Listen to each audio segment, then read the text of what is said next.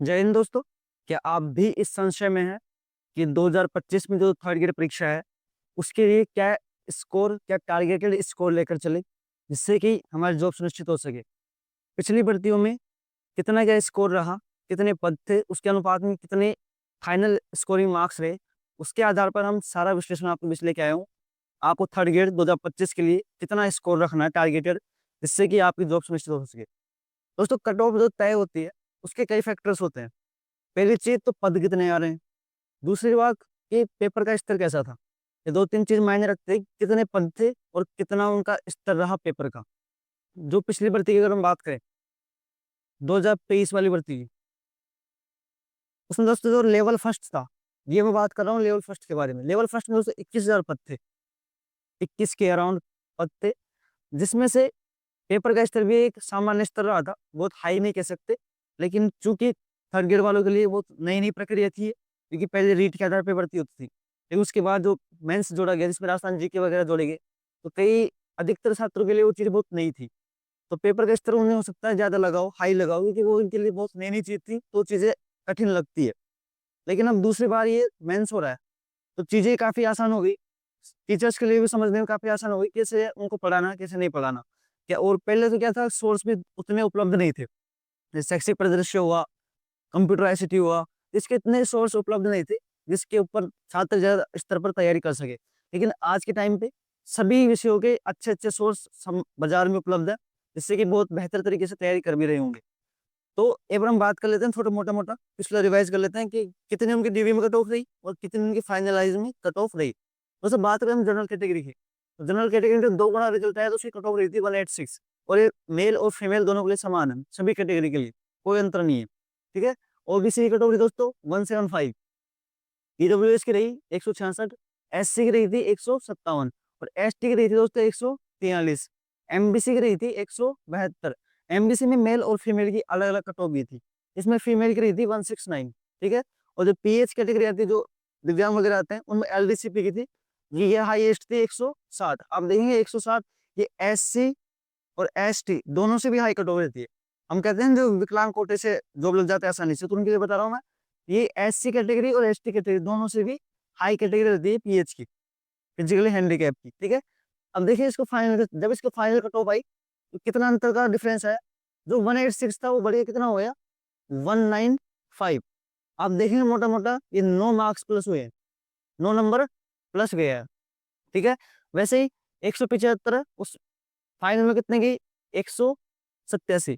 ये लगभग देखेंगे हम, ये 12 नंबर का प्लस होके गया है। ठीक है दोस्तों। ईडब्ल्यूएस के देखें, ये 181, ये कितना हो गया लगभग, ये हो गया आपका 15 नंबर का, 15 नंबर प्लस होके गया है। एस सी कैटेगरी में देखेंगे तो 173 कट हो गई 157 से, ये कितना बढ़ गया, लगभग तीन तीन एक चीज हो रही है, 16 नंबर, 16 नंबर प्लस गए दोस्तों।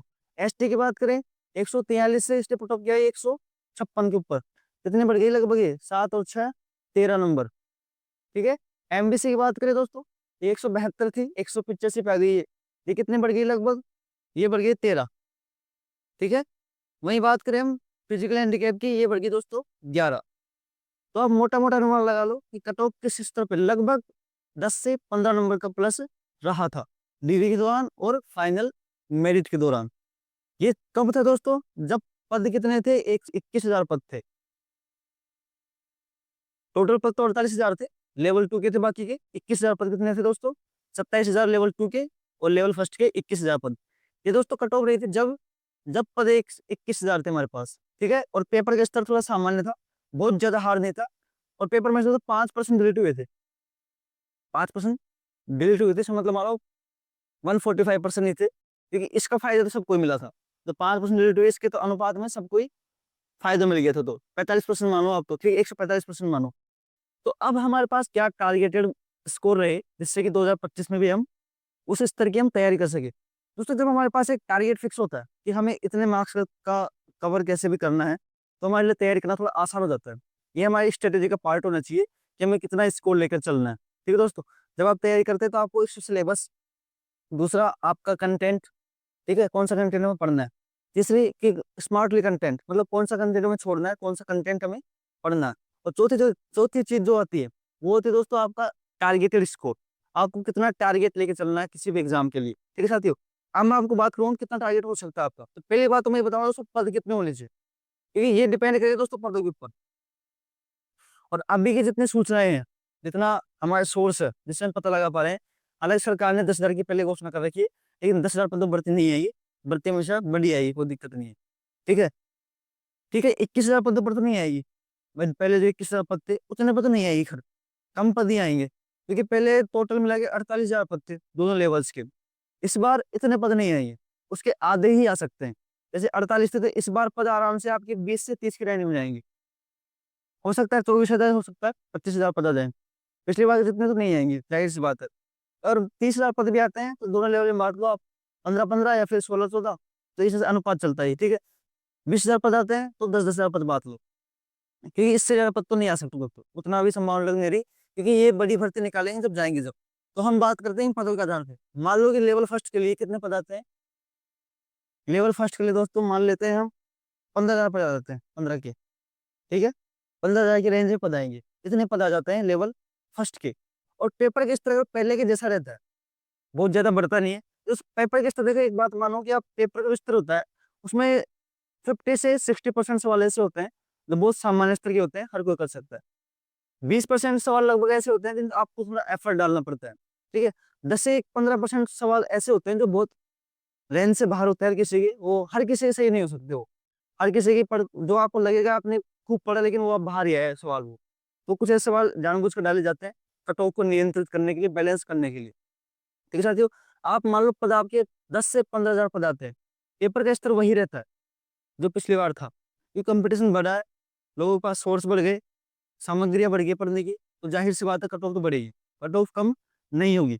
जहां पर कट ऑफ पहले फाइनल कट ऑफ 195 थी, आप ये अनुमान लगा के चलो ये 10 से 15 नंबर प्लस ही जाएगी, कम नहीं आएगी ये। तो आप ये अनुमान लगा के चलो, जो जनरल की कट ऑफ है जहाँ पहले 195 थी, ये प्लस होकर आराम से ये पहुंचे दोस्तों 205 से 210 की रेंज में। ये कट ऑफ 210 तक रेंज में आराम से जाएगी, अगर पद 15,000 ही आते हैं तो, 10 से 15,000 के बीच में ही आते हैं तो। जो ओबीसी कट ऑफ पहले 187 थी, इसको भी आप 10 से 15 नंबर आराम से प्लस करके मानो, कम नहीं रहेगी। ये कट ऑफ आराम से दोस्तों 205 की रेंज में जाएगी अप्रोक्स। ठीक है, ईडब्ल्यूएस की बात करें, पहले 181 कट ऑफ रही थी इसकी, इसको आराम से मान लो आप 200 की रेंज में जाएगी। ठीक है दोस्तों, एस सी कैटेगरी जहां 173 कट ऑफ रही थी, मैं आपसे भी कहता हूँ कि आप 195 का स्कोर मिनिमम लेके चलो, इतनी कट ऑफ तो जाएगी ही जाएगी।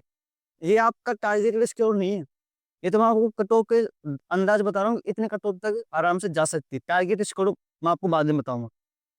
एसटी की बात करें, जहां एसटी कट ऑफ पिछली बार 156 पे गई थी, वो आराम से आप मान के चलो 175 तक जा सकती है। ठीक है दोस्तों, लास्ट मैक्स टू मैक्स बता रहा हूँ ये।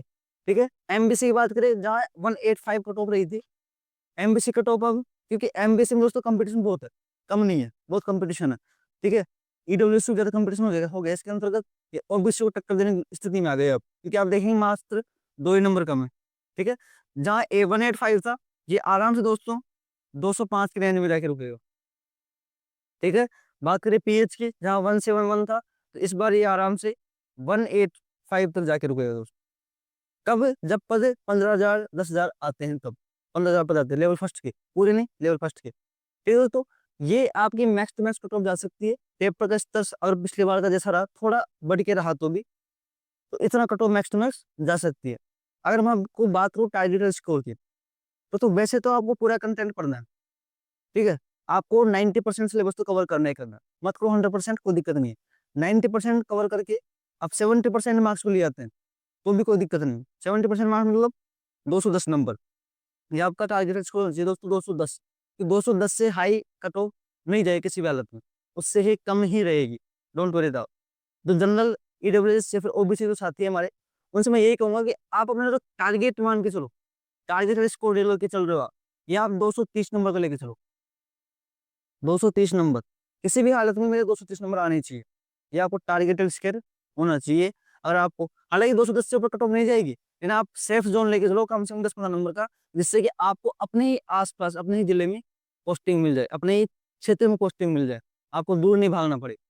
क्योंकि पिछली बार तक तो ऐसा था, ये पद काफी खाली थे आसपास, तो सबको पास में ज्वाइनिंग मिल गई, हर किसी को मतलब 80 to 90% को अपने होम डिस्ट्रिक्ट में ज्वाइनिंग मिल गई, क्योंकि पद इतने खाली थे। लेकिन इस बार इतने पद खाली नहीं है, तो जाहिर सी बात है कि दूर दूर फेंके जाएंगे।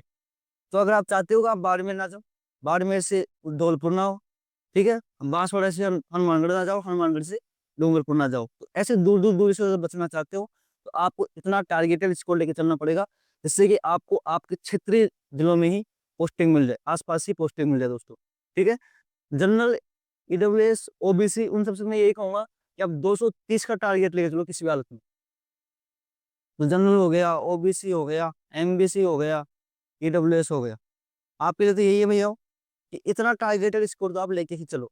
ठीक है, मुझे पता है बहुत ज्यादा बता रहा हूँ मैं, लेकिन ये आपको एक ऐसा सेफ जोन है जहाँ पर आपको आपकी होम डिस्ट्रिक्ट में पोस्टिंग मिल सकती है, और आपको ये मोटिवेट करेगा तैयारी करने के लिए। ठीक है, और जो हमारे एस सी एस टी के भाई हैं, एस सी एस टी हो गई, पीएच कैटेगरी हो गई, स्पोर्ट्स पर्सन हो गई, आपको तो हर हाल में दोस्तों 210 नंबर का टारगेट लेके चलना है। एस टी वाले भाई हो गए, एस टी एस सी हो गई, ये पीएच वाले हो गए भाई, ये हमारे स्पोर्ट पर्सन हो गए। ठीक है, ये दोस्त जो हमारे दोस्त है, इनको 210 नंबर का टारगेट तो लेके ही चलना है, जिससे कि आपको आपके क्षेत्र में पोस्टिंग मिल जाए। हालांकि इतनी कट ऑफ नहीं जाएगी आपकी, लेकिन आपको एक सेफ जोन लेके चलना पड़ेगा।